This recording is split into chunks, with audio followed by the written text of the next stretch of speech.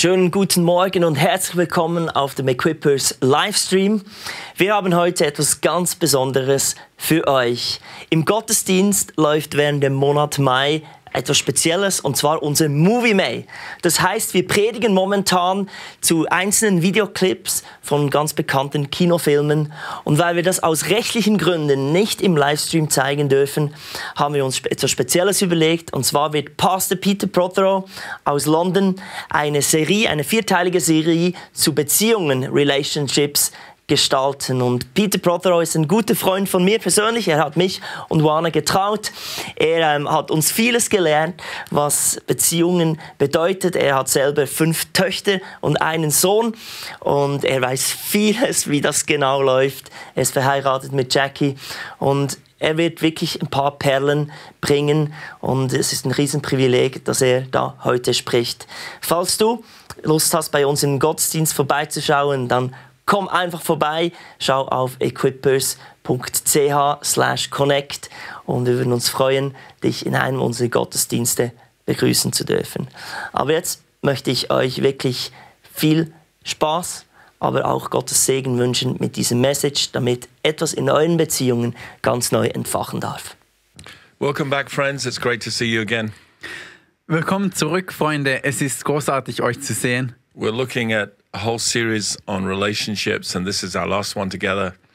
Wir gingen durch eine gesamte Serie über Beziehungen und das ist der letzte Teil davon. I'll be speaking some more messages about relationships in the church if you want to hear those. Ich werde noch einige Male mehr über Beziehungen reden in der Kirche, wenn ihr diese hören wollt. Today I want to focus on what I call the 4 building blocks of relationships. Heute möchte ich über die 4 Bausteine in Beziehung sprechen. Think of a chair. Denkt über einen Stuhl nach. A chair has 4 legs. Ein Stuhl hat 4 Beine. If you take away one of the legs, it immediately becomes unstable, but not impossible to sit on. Wenn man ein Stuhlbein wegnimmt, dann wird der Stuhl unstabil, aber es ist nicht unmöglich, sich darauf zu setzen. You can do it, but it's hardly comfortable. Du kannst es tun, aber es ist nicht wirklich komfortabel. It's a little bit of a balancing act. Es ist so ein bisschen ein Gleichgewicht finden. If you move your weight in the wrong way, you're over. Wenn du dein Gewicht falsch positionierst, dann fällst du um. Imagine taking away 2 of the legs. Stellt euch vor, 2 Stuhlbeine wegzunehmen. Now you really are in a very unstable situation, but with a huge amount of effort, you can still sit on that chair. Jetzt wird es wirklich inkomfortabel, aber man kann sich mit viel Aufwand immer noch auf den Stuhl setzen. Relationships all have 4 essential building blocks. Beziehung hat 4 essentielle Bausteine. Love, Liebe, trust, Vertrauen, respect, and understanding. Und Verständnis. Every relationship you will ever have will have all 4 of those things. Jede Beziehung, die du je haben wirst, hat diese 4 Sachen. Now, the nature of those different relationships might require those 4 things to be in slightly different proportions. Nun, die Natur einer Beziehung kann sein, dass diese 4 Building Blocks in verschiedenen Verhältnissen sein werden. So the love I show to my children is different to the love I show to my wife. Zum Beispiel ist die Liebe, die ich meinen Kindern gegenüber zeige, anders als die Liebe, die ich meiner Ehefrau zeige. It's different to the love I show to my neighbor. Sie ist unterschiedlich zur Liebe, die ich meinen Nachbarn zeige. But it's still love. Aber es ist immer noch Liebe. It's still an expression of how God feels about people. Es ist immer noch ein Ausdruck, wie Jesus über seine Menschen denkt. And that's true with all of the others. Und das ist wahr mit allen anderen. So let's talk about these 4 building blocks for a little bit. Also lasst uns über diese 4 Bausteine sprechen. When I think of love, I think of a rubber ball. Wenn ich über Liebe denke, denke ich einen Gummiball. Paul tells us in 1 Corinthians 13 that love endures all things, hopes all things, believes all things. Paulus sagt uns in 1. Korinther 13, dass Liebe alles aushält, allem standhält Und and? It endures, it believes, Und alles glaubt. and it hopes all things. Und alles hofft. It's one of those things where if you drop a rubber ball, it bounces back. Es ist wie dieser Gummiball. Wenn du ihn loslässt, dann springt er wieder hoch. Love is like that. Liebe ist genauso. How many times have I heard of a marriage where one partner actually commits adultery and the other partner says, but I still love him? Wie oft habe ich es gehört, dass als jemand fremd ging in einer Beziehung und die andere Person sagt, aber ich liebe ihn immer noch. I've heard parents talk about children who've sometimes done criminal things, but they say, but I still love them. Ich habe Eltern gehört, die Kinder haben, die sogar kriminelle Sachen taten und immer noch gesagt haben, aber ich liebe mein Kind. Love is amazing because it's incredibly resilient and enduring. Liebe ist so unglaublich, weil es unglaublich resilient ist und so ausdauernd. But here's the problem. There's three other things in relationships that matter. Aber hier ist das Problem. Es gibt noch 3 weitere Dinge in einer Beziehung, die wichtig sind. And if there's a problem with trust, Und wenn es ein Problem gibt im Vertrauen or a problem with respect, oder ein Problem mit Respekt or a problem with being understood, oder ein Problem mit verstanden zu werden, loving more won't correct those problems. mehr zu lieben wird diese anderen Probleme nicht beseitigen. I often hear people say to me, oh, but I just need to love him more. Ich höre oft Leute sagen, ja, aber ich muss ihn nur mehr lieben. Well, you only need to do that if you're not loving.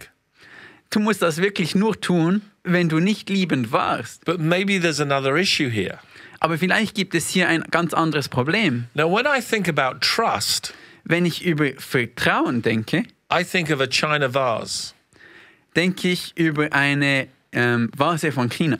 If you drop it, Wenn du sie loslässt, it will break into 100 pieces. wird es in 1000 Splitter zerspringen. Love will bounce back. Liebe wird wieder hochspringen. Trust never bounces. Aber Vertrauen springt nie wieder hoch. It is always broken once it's broken. Es ist immer zerbrochen, wenn es einmal zerbrochen wurde. And so if somebody has broken trust with you, loving them more won't rebuild trust. Und so, wenn jemand das Vertrauen zu dir gebrochen hat, ihn mehr zu lieben, wird das Vertrauen nie wiederherstellen. Sometimes I'm speaking to people who are the ones who've broken trust. Manchmal spreche ich zu Leuten, die das Vertrauen selbst gebrochen haben. Let's take the example of the husband who commits adultery. Nehmen wir das Beispiel vom Ehemann, der fremdging. Oh, I just need my wife to trust me again.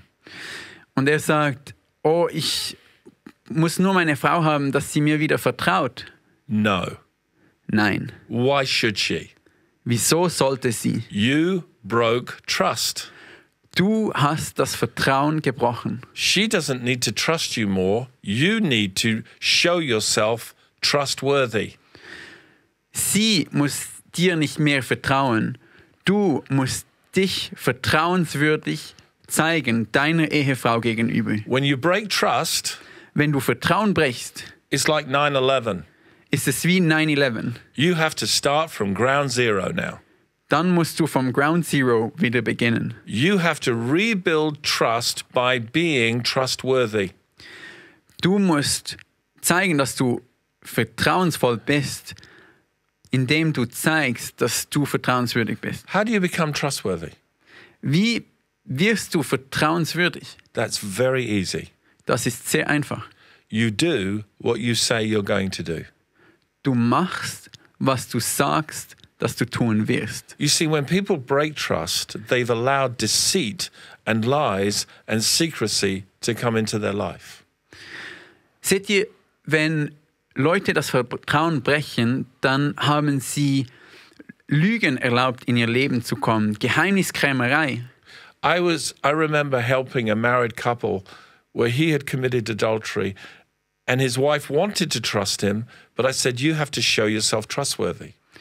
Ich habe ein Ehepaar begleitet, wo der Ehemann fremd ging und sie wollten zusammen bleiben. Und ich habe dem Ehemann gesagt, er muss sich vertrauenswürdig zeigen. So I asked him a simple question. So, ich habe ihm eine ganz einfache Frage gestellt. Do you have any secrets now? Hast du jetzt irgendwelche Geheimnisse? And he said, no. Und er sagte, nein. I've confessed everything. Ich habe alles bezeugt. Everything is open. Alles ist offen. I said, well, if that's true, Und ich sagte, ja, wenn das wahr ist, give your wife the code to your phone. dann gib deiner Frau den Code zu deinem Telefon. He was a little shocked. Er war schockiert He said, why should I do that? und sagte, warum sollte ich dies tun? I said, because part of what you did in the past involved you using your phone. Und ich sagte ihm, weil das, was du in deiner Vergangenheit getan hast, hat dein Telefon involviert. And her having the freedom to check your phone reassures her and makes her feel less insecure.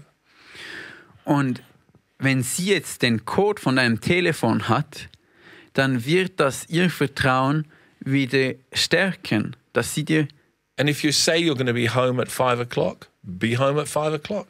dass sie dir vertrauen wird. Und wenn du sagst, dass du um 5 zu Hause sein wirst, dann sei um 5 zu But if Hause. trust is broken, it takes time to rebuild trust.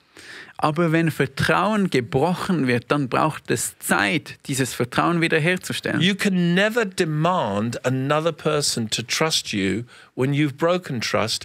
All you can do is work on becoming trustworthy.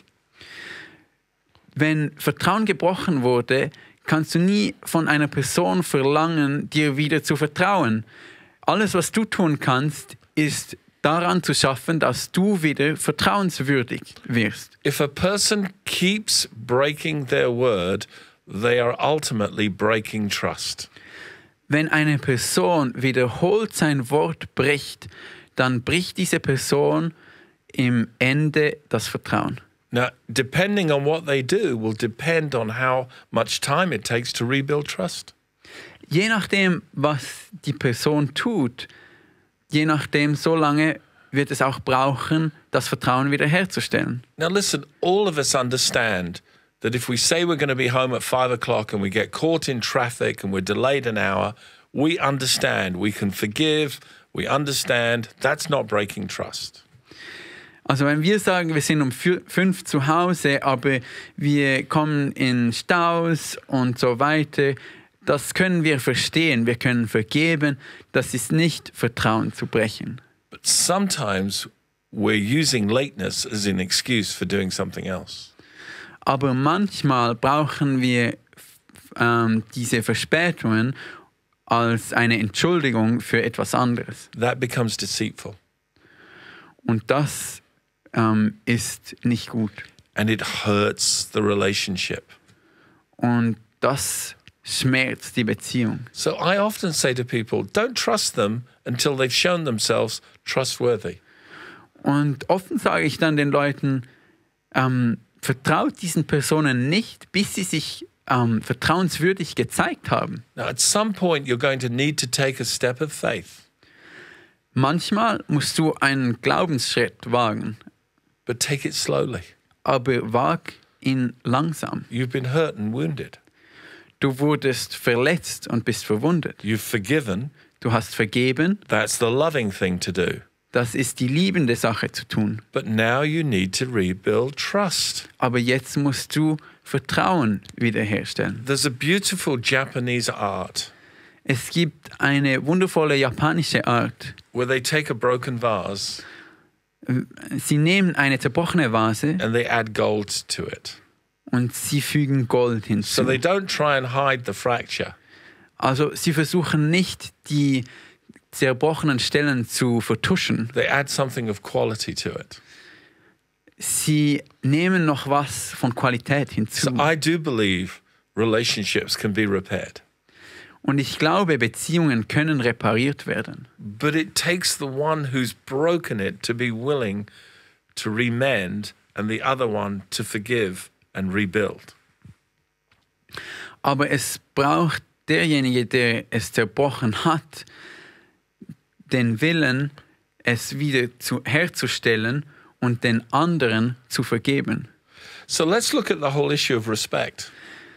Schauen wir das Problem von Respekt an. When I think of respect, I often think of something made beautifully out of silver, like a candelabra. Wenn ich an Respekt denke, dann denke ich an etwas, das wundervoll hergestellt wurde, wie ein Kandelaber aus Silber. Now, silver is a very fascinating precious metal. Jetzt, Silber ist ein sehr wertvolles Metall. Because as time goes by, it oxidizes. Wenn Zeit vorübergeht, dann oxidiert Silber. It loses its shine. Dann verliert es seinen Schimmer. It loses its luster. Dann verliert es den Schimmer, den Glanz. It even goes somewhat black. Und es wird sogar etwas schwarz. It doesn't diminish its value. Jetzt, sein Wert verliert es dabei nicht. Because it's a precious metal. Weil es ein wertvolles Metall ist. Whether it's polished or whether it's oxidized, it has the same value. Wenn es poliert wurde oder wenn es oxidiert ist, es hat den gleichen Wert. But it's not showing off its value unless it's polished. Aber es zeigt seinen Wert nicht, bis es poliert wird. That's what respect is like. Das ist, wie Respekt ist. Respect speaks to our sense of value. Respekt spricht zu unserem Sinn von Wert. Now, when we're not given respect, we are still valuable as human beings. Wenn wir nicht respektiert werden, sind wir immer noch wertvoll als Menschen. But when we give respect to somebody, it's like polishing the silver. We display the value that is already there. Wenn wir aber jemandem Respekt geben, ist das wie wenn wir das Silber polieren. I've discovered that respect in the Bible operates at 4 different levels. Ich habe gemerkt, dass Respekt in der Bibel auf 4 verschiedenen Ebenen funktioniert. You can find this written in my book, by the way. Ihr könnt es übrigens in meinem Buch finden. Church Leadership, the stuff you usually learn the hard way. Church Leadership, the stuff you learned the hard way. So, the first level of respect is what I call intrinsic value, intrinsic respect. Das erste Level nenne ich intrinsischer Wert, intrinsischer Respekt. In other words, every single person who comes into the world has value because they've been made in the image of God. In anderen Worten, jeder Mensch hat einen Wert, weil er im Ebenbild Gottes geschaffen wurde. They may tragically be missing limbs. Sie mögen durch tragische Unfälle einen Arm, ein Bein verloren They haben. may be severely autistic or disabled in some way. Gewisse Menschen können sehr stark autistisch oder behindert sein auf eine Weise. It doesn't diminish their value as somebody created in the image of God. Aber es mindert ihren Wert nicht als jemand, der im Ebenbild Gottes geschaffen wurde. This is why abortion is wrong. Das ist, warum Abtreibung falsch ist. Every human being has intrinsic value from the moment of conception. Das ist, weil jeder Mensch diesen intrinsischen Wert hat im Moment, als er geschaffen wurde. And that demands respect, some acknowledgement. Und das verlangt Respekt. Even a drunk lying in the gutter has intrinsic value. Sogar ein betrunkener Mensch auf der Straße liegen hat intrinsischen Wert. They're not at their best for sure. Sie sind ganz sicher nicht auf ihrem Höhepunkt.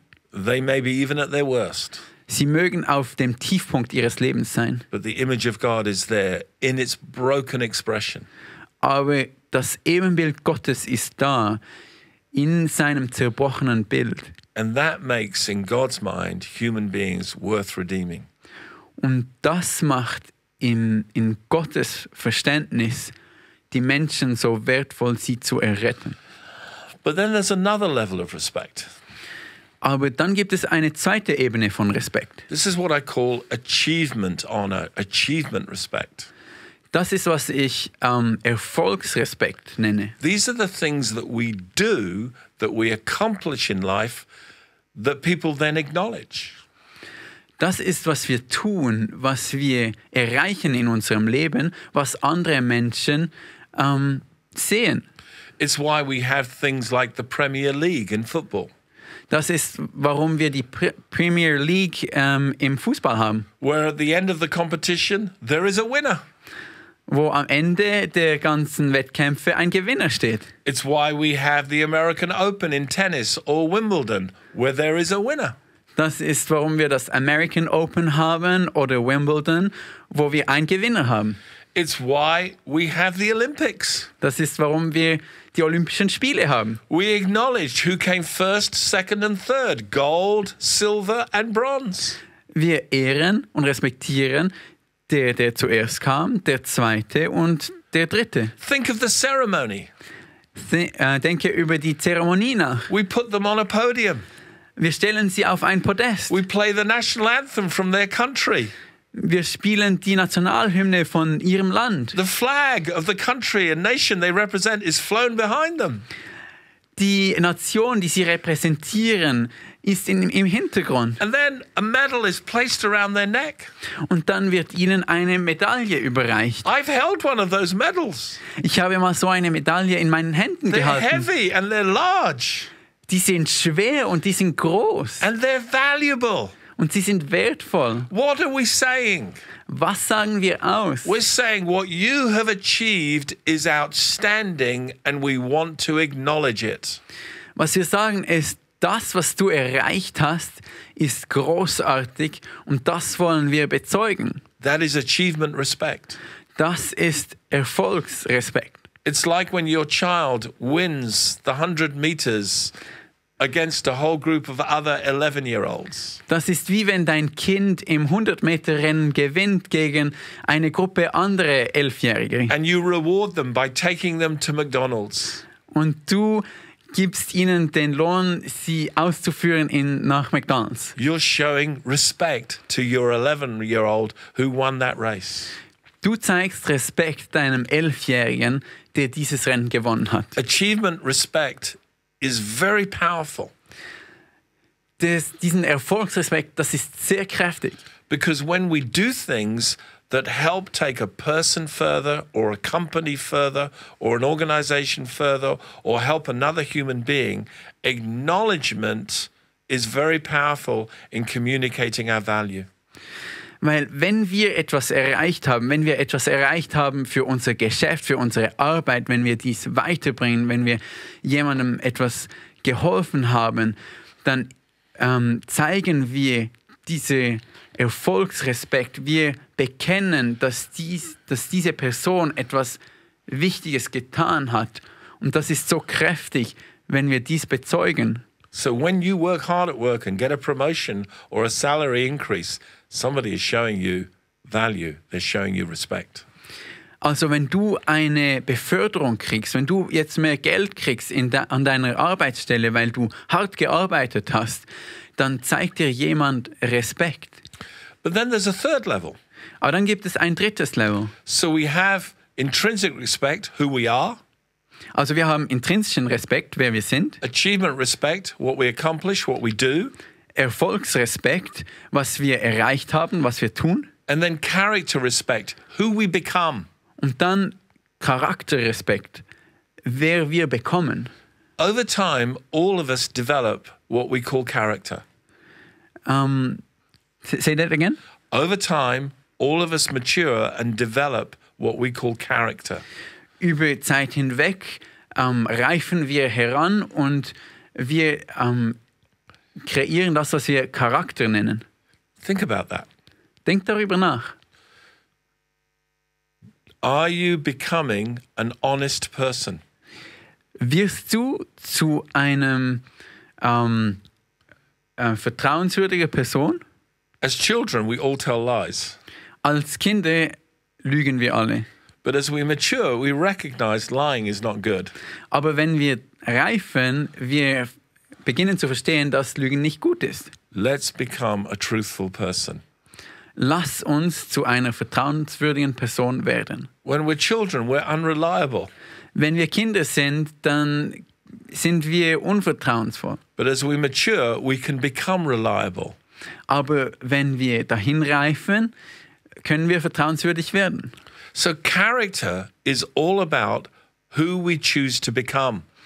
Also Charakter, da geht es darum, um was wir auswählen, wie wir werden wollen. So when we look in the media and at history, So, wenn wir in die Medien schauen, wenn wir uns die Geschichte anschauen, there are always people we look up to. da gibt es immer Leute, zu denen wir hochsehen. Not just because of what they do, Nicht nur für das, was sie getan haben, but because of who they are, who they have become.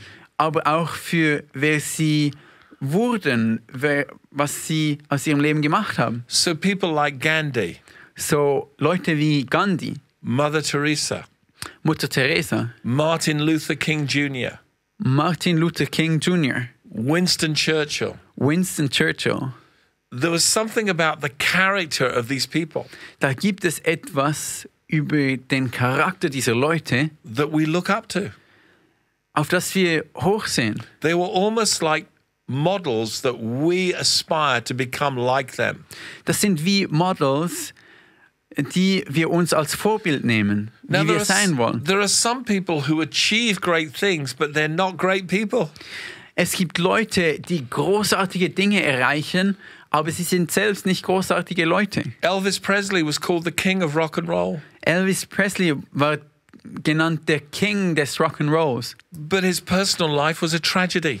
aber sein persönliches Leben war eine Tragödie. He died prematurely from drug overdose.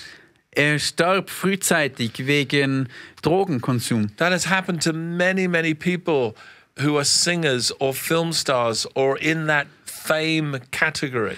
Das passierte zu so vielen Leuten, die Filmstars waren, die in dieser Kategorie waren von famous people. Highly skilled at what they do. Sehr, sehr gekonnt in dem, was sie taten, But their personal lives are a tragedy. aber ihr persönliches Leben war eine Tragödie. I was once given this advice as a young pastor. Als junger Pastor gab man mir diesen Ratschlag. I was told, Peter, make sure that your gifting doesn't take you where your character cannot keep you. Mir wurde gesagt, Peter, pass auf, dass deine Gaben dich nicht dahin bringen, wo dein Charakter dich nicht länger hinbringen kann. It's your character that keeps you. Es ist dein Charakter, der dich hält. Martin Luther King Jr. made this famous statement. Martin Luther King Jr. hat diesen bemerkenswerte Aussage gemacht. He said, I'm looking forward to the day Er hat gesagt, ich schaue zu diesem Tag hin, when my children will not be judged by the color of their skin, wenn meine Kinder nicht länger verurteilt werden für die Hautfarbe, but by the content of their character. aber sie angeschaut werden nach dem Inhalt ihres Charakters. Character is something we look up to. Charakter ist etwas, We admire auf it. das wir sehen, das wir bewundern. And rightly so. Und richtig so. We should give respect to that. Wir sollten dem Respekt zollen. Finally, there's another level of respect. Zum Schluss gibt es ein anderes Level von Respekt. It's what I call title respect or position respect. Das vierte Level ist Positionsrespekt. It's fascinating to me that in the Bible, they always showed respect to Caesar, to the king. Es fasziniert mich, dass in der Bibel immer dem Cäsar, dem König, Respekt gezollt wurde. They honored people in positions of authority and power. Sie haben Leute geehrt, die in Position von Macht waren. So when the apostles were arrested by the Sanhedrin and punished, Also, wenn die Apostel von den Sanhedrin, von den Schriftgelehrten gefangen genommen wurden, they recognized the legitimacy of their authority. haben sie dieses Gremium als rechtfertig erkannt und respektiert In that sense, they submitted to their judgment.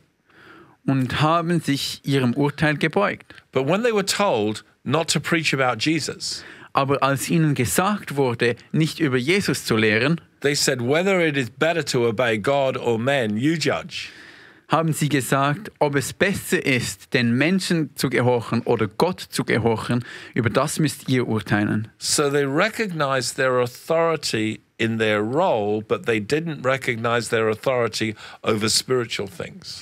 Also die Apostel haben in dieser Situation die Rolle der Schriftgelehrten akzeptiert, aber sie haben sie nicht akzeptiert über das Spirituelle. So this is why the New Testament writers tell us that we should pay our taxes. Drum sagt uns auch im Evangelium, dass wir unsere Steuern zahlen sollen, Because governments are put in position by God. weil Staaten von Gott in ihre Position gebracht wurden. So we give them the respect they deserve for that role, Also geben wir ihnen den Respekt, den sie für diese Rolle bekamen, without always obeying them. ohne dass wir ihnen immer gehorchen, Because sometimes they have bad character. weil manchmal haben sie einen schlechten Charakter. They have a position, but not the character to go with the position. Sie haben eine Position, aber nicht den Charakter, der zu dieser Position gehören würde. Now, this is very important in relationships. Nun, das ist sehr wichtig in Beziehungen. Are you in a relationship where somebody is giving you the respect that you're due? Bist du in einer Beziehung, wo dir der Respekt gezollt wird, der dir auch zusteht? And are you doing the same in the relationships that you're in? Und machst du das Gleiche in den Beziehungen, in denen du bist? When children grow up in a home Wenn Kinder zu Hause aufwachsen and the only respect they're given is when they achieve something, und der einzige Respekt, den sie bekommen, ist, wenn sie etwas erreichen, they begin to think their value is in what they do. dann beginnen sie zu denken, dass ihr Wert durch das kommt, was sie tun. But God wants you to know your value is in who you are and who you're becoming. Aber Gott möchte, dass du weißt, dass dein Wert dort ist, in dem, wer du bist und was du wirst. You're made in God's image, you have value. Du bist in Gottes Ebenbild geschaffen, du hast Wert You're on a journey to become more like Jesus. und du bist auf einem Weg, immer mehr wie Jesus zu werden. In the New Testament, that's called godliness, Im Neuen Testament wird das Göttlichkeit the genannt, character of Christ. den Charakter von Jesus. We're becoming more like him. Wir werden mehr wie er. And as we become more like him, we do things, we achieve things. Und indem, dass wir immer mehr wie Jesus werden, tun wir Sachen, erreichen wir Sachen. But our value and our identity is not in what we do, it is in who we are. Aber unser Wert kommt nicht durch, was wir tun, aber kommt durch das, was wir sind. So you've got to find relationships in life where people value you for who you are and not just what you do. Also ihr müsst Beziehungen finden in eurem Leben, wo Leute sind, die euch Wert geben für das, was ihr seid und nicht das, was ihr erreicht. The final building block is understanding. Der letzte Baustein von Beziehung ist Verständnis. I often hear this said to me. Ich höre dies oft. I love my husband, but he doesn't understand me. Ich liebe meinen Ehemann, aber er versteht mich nicht. I love my mum and dad, but they don't understand me. Ich liebe meine Mutter und meinen Vater, aber sie verstehen mich nicht. When I think of understanding, Wenn ich über Verständnis denke, I think of a puzzle. denke ich an ein Puzzle. There is a picture, Es gibt ein Bild, but it's mixed up. aber es ist alles vermischt. If we put the puzzle together, a picture will emerge. Wenn wir das Puzzle zusammensetzen, dann sehen wir das Bild plötzlich entstehen. Relationships are like that. Beziehung ist wie das. Getting to know and understand another human being takes time. Einen anderen Menschen zu verstehen, das braucht Zeit. It took 3 years before Jesus called his disciples friends. Es brauchte 3 Jahre, bis Jesus seine Jünger Freunde nannte. Understanding the complexity of another human being, how they think, what's important to them, what they like, what they don't like.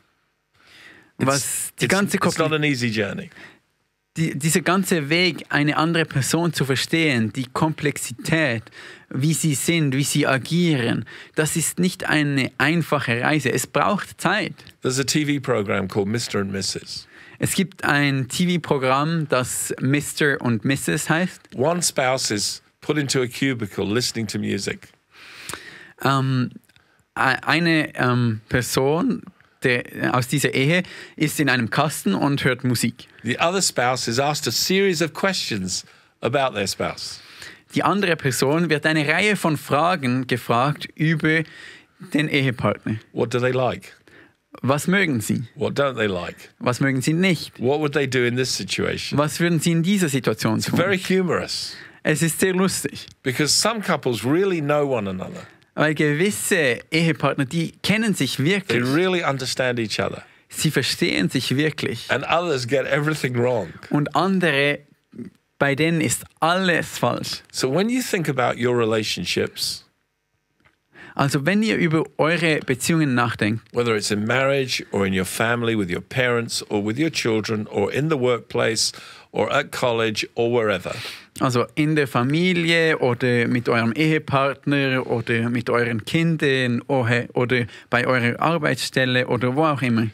think about those 4 building blocks Denkt über diese 4 Building Blocks nach and ask yourself this question. und fragt euch diese Fragen.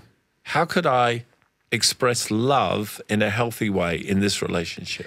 Wie könnte ich Liebe in einem gesunden Maß, in einer gesunden Weise ausdrücken in dieser Beziehung? How could I express respect in a healthy way in this relationship? Wie könnte ich Respekt in einer gesunden Weise in dieser Beziehung zeigen? How can I show trust in a healthy way?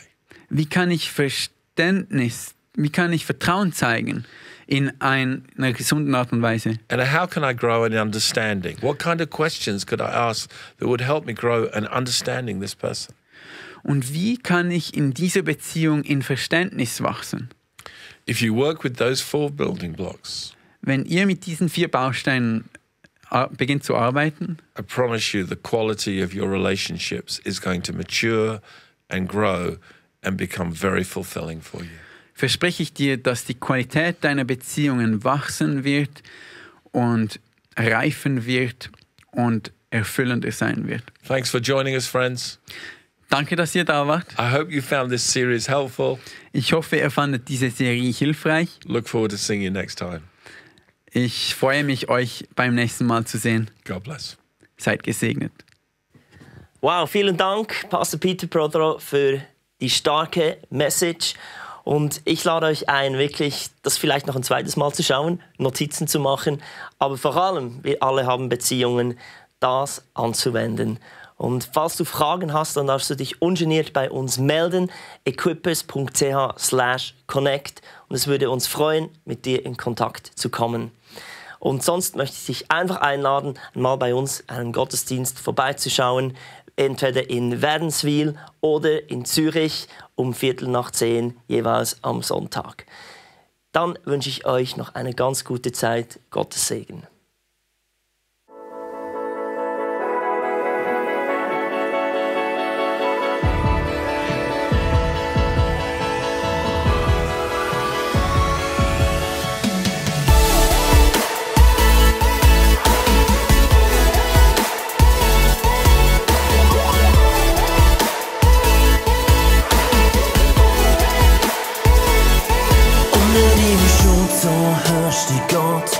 Unter der Gnade, die nie aufhört, raubt uns nicht die Zuversicht, dass das geschieht, was du versprichst. Unter der Führung von deinem Geist, unter deinem Wort, das nie versagt, herrscht in uns die Sicherheit, dass du Herr bist.